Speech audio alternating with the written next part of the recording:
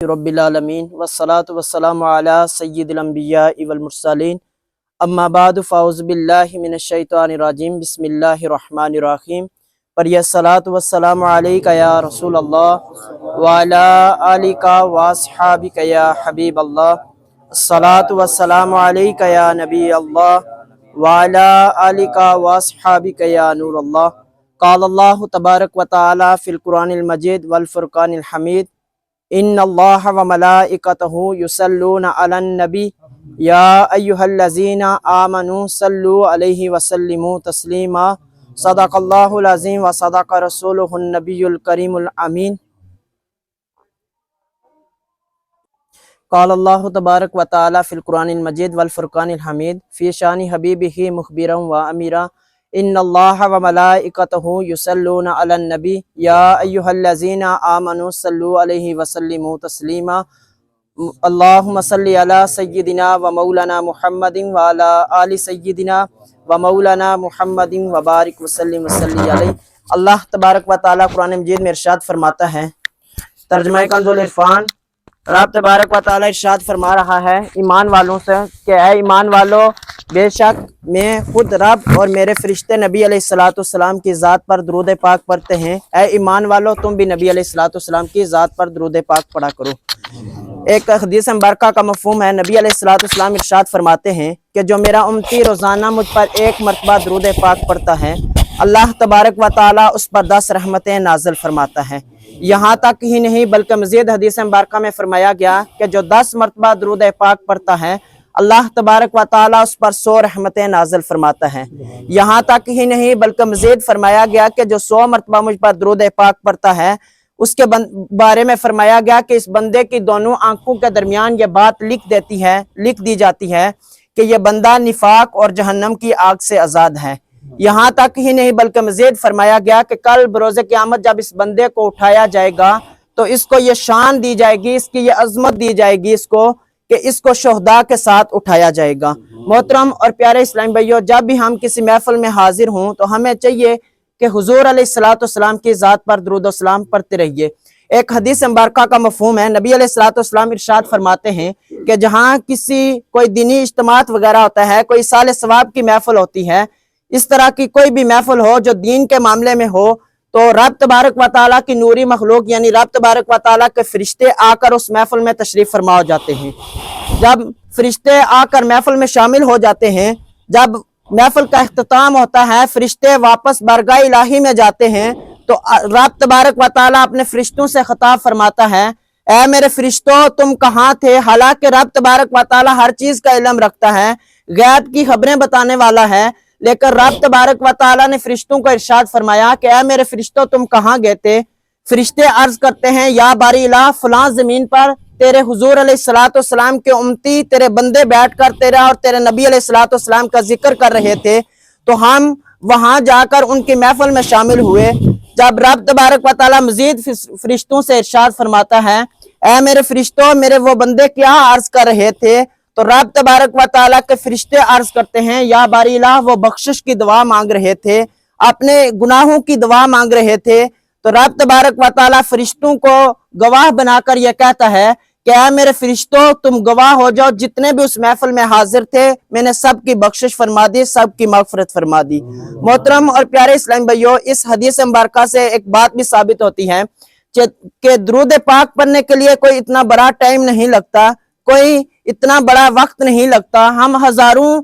کاموں کے لیے وقت نکال لیتے ہیں، لیکن درود پاک ایک ایسی دعا بھی ہے، ایک ایسی عبادت بھی ہے کہ خود نبی علیہ السلام ارشاد فرماتے ہیں کہ تمہیں کوئی مصیبت آ پہنچے، تمہیں کوئی تکلیف آ پہنچے، کوئی بیماری آ پہنچے، تو تم درود پاک پڑھو، اس درود پاک کی برکت کی وجہ سے تمہاری یہ مصیبت، تمہاری یہ بیماری دور ہو جائے گی۔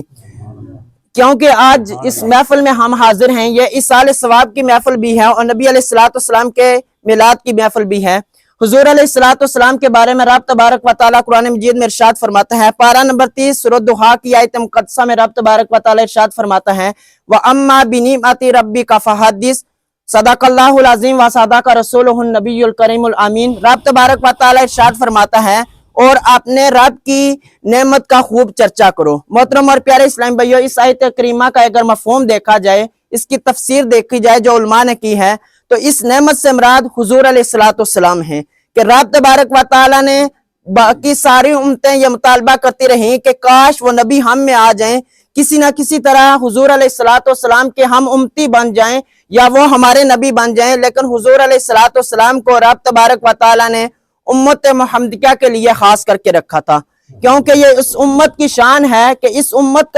کو جو سردار دیا گیا وہ تمام نبیوں کا امام ہے۔ حضرت حضور علیہ السلام کے بارے میں یہ آیت مقدسہ نازل ہوئی، ابو لہب جو کافروں کا سردار تھا اس کے ہاں ایک لونڈی تھی جس کا نام صوبیہ تھا۔ جب حضور علیہ السلام کی ولادت کی خوشی اس نے خوشخبری سنی تو وہ اپنے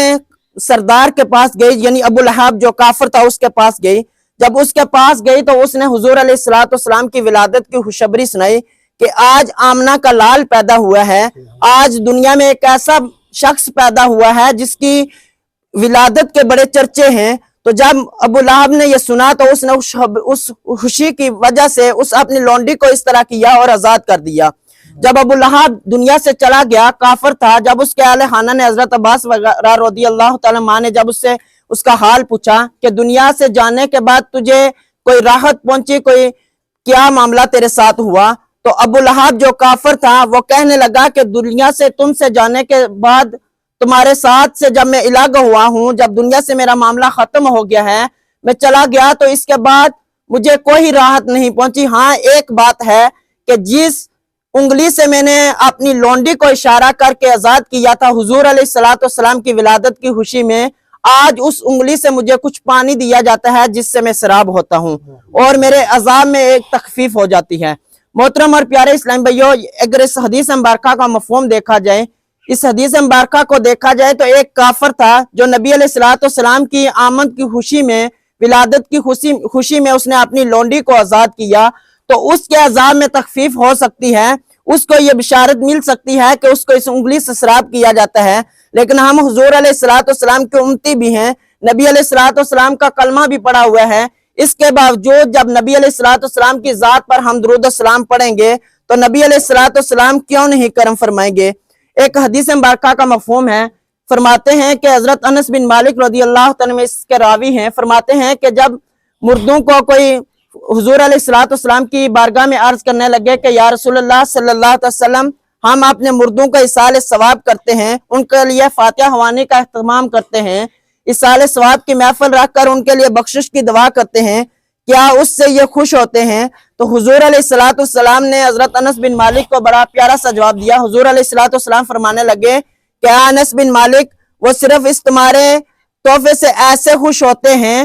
صرف ان کو یہ فائدہ پہنچتا نہیں ہے کہ فائدہ پہنچا بس اس کے بعد بات ختم ہوگی، لیکن حضور علیہ السلام فرماتے ہیں کہ جس طرح دنیا میں تمہیں کوئی تحفہ دیتا ہے تو تم اس دنیاوی تحفے سے خوش ہوتے ہو، ایسے ہی جب یہ ایصال ثواب ان کے پاس پہنچتا ہے تو یہ ایصال ثواب کو دیکھ کر اتنے خوش ہوتے ہیں کہ جتنا تم دنیاوی تحفے سے خوش ہوتے ہو۔ مزید حدیث مبارکہ میں ارشاد فرمایا گیا، ایک اور حدیث مبارکہ کا مفہوم ہے کہ حضرت انس بن مالک رضی اللہ عنہ فرماتے ہیں کہ حضور علیہ السلام کی بارگاہ میں عرض کیا گیا، حضور علیہ السلام ارشاد فرماتے ہیں کہ جب ہم اپنے مردوں کا ایصال ثواب کرتے ہیں تو حضرت جبرائیل امین جو فرشتوں کے بھی سردار ہیں، یہ ایصال ثواب کو ایک نورانی طباق میں رکھ کر قبر کے دائیں طرف کھڑے ہو جاتے ہیں اور عرض کرتے ہیں کہ اے گہری قبر کے ساتھی، تیرے اہل خانہ نے، تیرے عزیز و اقارب نے، تیرے رشتہ داروں نے، تیرے بہن بھائیوں نے، تیری اولاد نے یہ تحفہ بھیجا ہے۔ تو جب اس فرشتے کو یہ حکم ہوتا ہے تو وہ فرشتہ وہ ایصال ثواب لے کر قبر میں داخل ہو جاتا ہے۔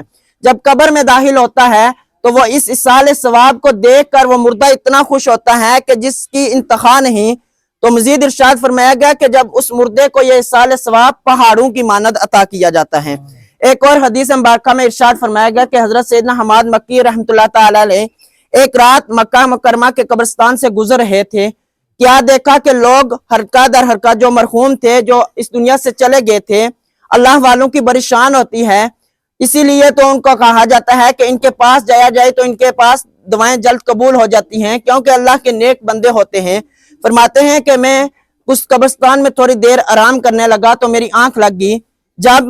مردے حلقہ در حلقہ کھڑے تھے، گروہ کی شکل میں کھڑے تھے، تو میں نے جب میری آنکھ کھلی تو میں نے پوچھا کہ کیا معاملہ ہے، قیامت قائم ہوگی ہے، کیا معاملہ ہے؟ تو مردوں نے ان کو ارشاد فرمایا، ان کو جواب دیا کہ ہمارا ایک مسلمان بھائی یہاں قبرستان سے گزرا تھا اور اس نے ایک مرتبہ سورۃ اخلاص پڑھ کر ہمیں اصال ثواب کیا تھا، 1 سال سے ہم اس ثواب کو تقسیم کر رہے ہیں۔ محترم اور پیارے اسلام بھائیو، اس حدیث مبارکہ سے ہمیں یہ بھی پتا چلا کہ جب بھی ہم اپنے